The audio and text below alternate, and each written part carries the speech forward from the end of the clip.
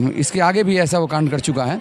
तो उसके बाद जो है वो धक्का धुक्की देके बहुत धक्का धुक्की दिया, हमारे कार्यकर्ताओं को मारा भी और मार के वो जो है बंद कर दिया। हम लोग को खबर मिला, हम लोग फिर 2 बजे गए। हम लोगों से जाते ही हम लोगों ने जब कहा कि एक अच्छा वर्कर है ये लोग, कोई किसी थाने में इन लड़कों के ऊपर कोई केस नहीं है, इन लोगों को आप क्यों अरेस्ट किए हो? बोले ना ना ये छेलेरा खूब नोंगड़ा छेले, बाजे छेले, क्रिमिनल टाइपेर छेले, मतलब क्रिमिनल टाइप होले कोनो तो केस থাকবে এদের। मोहतरम नाजरीन, आप देख रहे हैं सरप्राइज सिलसिला। मैं हूं महबूब रजा सिद्दीकी। आप जान सकते हैं अभी कांग्रेस के वर्कर को जोरासांको थाना में गलत एलिगेशन के साथ जो है उनको गिरफ्तार कर लिया गया था। आज कोर्ट ने, अदालत ने, बंसल कोर्ट ने उनको जो है रिहाई मिल चुकी है, जमानत मिल चुकी है।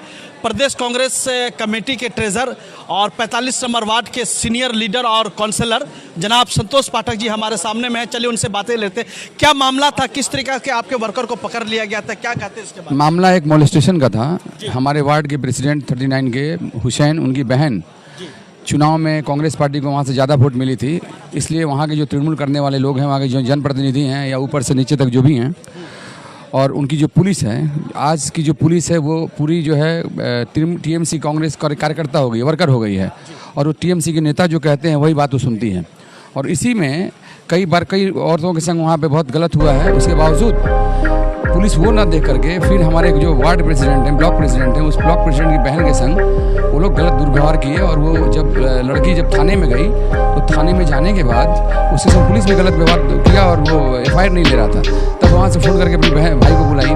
हुसैन वहाँ गया। हुसैन जब गया देखा कि वहाँ पे व्यवस्था ठीक नहीं है, तो फिर वो सरफराज जो हमारे कांग्रेस के बड़े नेता हैं बड़ा बाजार के, उनको सरफराज को बुलाया। तो सरफराज भी 2-4 आदमी के संग जब गए वहाँ, तो वहाँ ये रवैया था कि वो FIR लेना नहीं चाहते थे। तो खैर तर्का-तर्की हुआ। तर्का-तर्की होने के बाद जब बात चल ही रहा था तो ओसी जो है कौशिक दास, जोरासांको थाना का जो ओसी है, वो कौशिक दास वहाँ पे आया और आते ही देखा इन लोगों को और देखते बोले इधर के मेरे अरेस्ट कर, आदमी मेरे अरेस्ट कर। बदतमीजी वाला भैया से वो पेश आया और बोला कि इधर के मेरे अरेस्ट कर। इसके आगे भी ऐसा वो कांड कर चुका है। तो उसके बाद जो है वो धक्का धुक्की देके बहुत धक्का धुक्की दिया, हमारे कार्यकर्ताओं को मारा भी और मार के वो जो है बंद कर दिया। हम लोग को खबर मिला, हम लोग फिर 2 बजे गए। हम लोगों से जाते ही हम लोगों ने जब कहा कि एक अच्छा वर्कर है ये लोग, कोई किसी थाने में इन लड़कों के ऊपर कोई केस नहीं है, इन लोगों को आप क्यों अरेस्ट किए हो? बोले ना ना ये छेलेरा खूब नोंगड़ा छेले, बाजे छेले, क्रिमिनल टाइपेर छेले, मतलब क्रिमिनल टाइप হলে কোনো তো কেস থাকবে এদের বয়স 35-40 কাছাকাছি হয়ে গেছে, একটা কেস কোনো থানায় নেই, কি করে এদেরকে আপনি বলছেন क्रिमिनल হবে? क्रिमिनल की करे है? এরা झंडा নিয়ে कांग्रेस राजनीति करे। खैर जो भी हमको ये समझ में आया कि ऊपर से नेताओं का यहाँ एक्सटेंशन है, कि इंस्ट्रक्शन है कि इन लोगों को जो है केस दिया जाए, इन लोग अरेस्ट किया जाए। तो ये समझ में आ गया। फिर हम लोगों ने थाना घेराव किया। थाना घेराव करने के बाद एक लड़के को बहुत ज़्यादा चोट लगी थी, पुलिस वालों ने बहुत मारा था, कौशिक दास के लोगों ने बहुत मारा था। वो लड़का को बाद होकर जो है यहाँ से मजिस्ट्रेट या जो भी ऑर्डर दिया वो हॉस्पिटल ले जाने के, मेडिकल में भर्ती था। आज सुबह ज़बरदस्ती पुलिस उसको वहाँ से गई, उसी और कौशिक दास और उसके लोग गए थाने से, वहाँ से मेडिकल से जा करके सभी लोग गए और उसको निकाल करके ले आए। आज महामहिम न्यायालय जो है वो देख के आज सबका बेल दिया। हम लोग बहुत खुश हैं। लेकिन ओसी के खिलाफ जो है जहाँ तक जाना होगा, बंसाल कोर्ट वगैरह, उसके ऊपर हाई कोर्ट, सुप्रीम कोर्ट, जहाँ भी जाना होगा वहाँ तक हम लोग जाएंगे। उसको भी कम से कम 4 दिन हमारे जो कार्यकर्ता रहे हैं, जो झंडा धोते हैं, उसको तो पता चले वो दुर्व्यवहार की वो भी एक दिन रहे, तो हम लोग चाहेंगे कि एक दिन के लिए भी वो जेल जाए। मतलब आपके मुताबिक कलकत्ता पुलिस बहुत ईमानदारी के साथ काम नहीं कर रही है क्या? नहीं, ये यहाँ की सियासत पहले से भी बहुत गंदी है, क्योंकि यहाँ की सियासत ऐसी है कि जिसका सरकार रहता है उसका पुलिस जो है दौलदास, बंगला में बोलते हैं दौलदास, माने उसका नौकर हो जाती है, चली जाती है। तो यहाँ की जो पुलिस है वो टीएमसी की कार्यकर्ता हो गई है। और जैसे लोग बोलते हैं वैसा CPM के टाइम में वैसा हालात नहीं था। हालात उस समय इससे बेहतर था, अच्छा था। पुलिस इस मामले, कुछ मामले में बहुत अच्छी थी। लेकिन अभी जो है, अभी जो सियासत है बहुत गंदा है। और अभी ये किसी विरोधी शक्ति को कैसे ख़त्म किया जाए वो जो है ये टीएमसी चाहती है। और उसकी जो कार्यकर्ता है वो पुलिस हो गई है। और उसी के चलते आज हमारे जो 4 कार्यकर्ता हैं इनको बेवजह फंसाया गया था, जो आज छूटे। आज बहुत खुशी की बात है कि वो लोग निकल गए।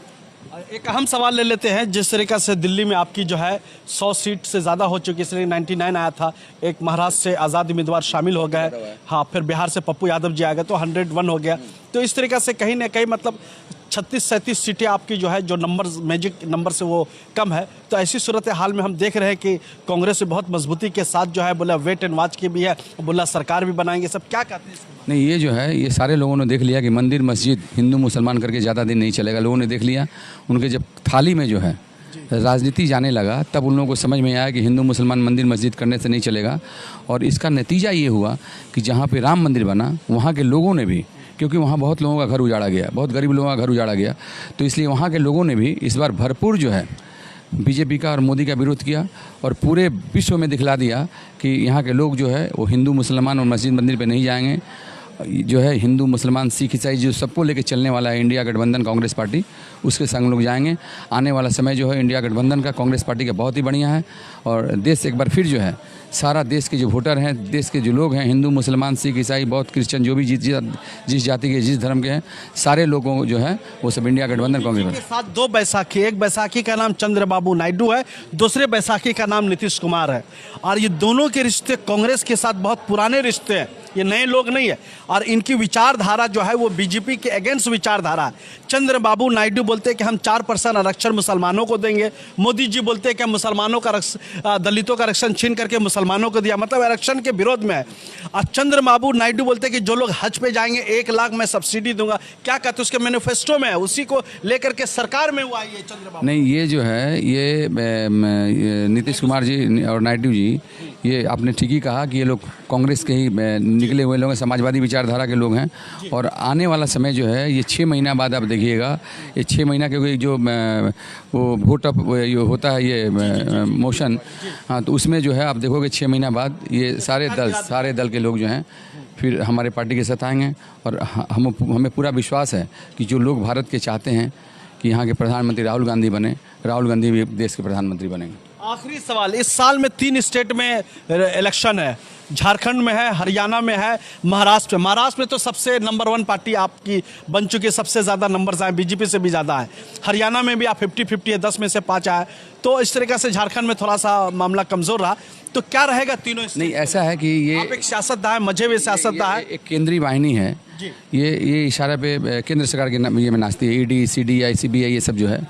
तो वहाँ जो है ये तीनों राज्य जो हैं आप देखोगे कि ये तीनों राज्य में हम लोग बहुत ज़्यादा वोटों से बहुत ज़्यादा सीट्स लेकर के आएंगे। महाराष्ट्र में भी, झारखंड में भी और हरियाणा में भी। ये पहले भी हम लोग आए थे, लेकिन ये लोग ज़बरदस्ती करके कुछ यहाँ किए। हाँ, तो अब जो समय है वो कांग्रेस का समय है और लद गया है। और आने वाला समय जो है वो आप देखोगे ये तीनों राज्य में बहुत ज़्यादा मतों से हम लोग जीतेंगे और बहुत सारे विधायक जो हैं ये तीनों क्षेत्र से जीत के आएंगे, बहुत राज्यसभा सदस्य हमारे वहाँ से होंगे। बहुत बहुत शुक्रिया जनाब संतोष पाठक जी, जो ट्रेजर है प्रदेश कांग्रेस कमेटी के 45 नंबर वार्ड के काउंसलर है, बहुत सीनियर लीडर है, मजबूती के साथ लड़ते हैं। हमने बेबाकी के साथ बहुत सारे सवालात पूछे, बहुत बेबाकी के साथ इन्होंने सवाल का जवाब दिया। शुक्रिया संतोष पाठक जी, उनकी टीम और कैमरामैन जिसान के साथ DJ Mehboob Raza Siddiqui, thank you very much हमारे साथ जुड़ने के लिए, शुक्रिया।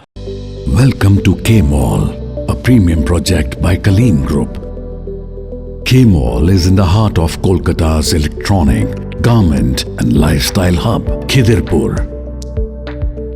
K-Mall, which is designed as a world-class mall, is the outcome of endless effort of our experts, combined with modern superb techniques and new age design. Book now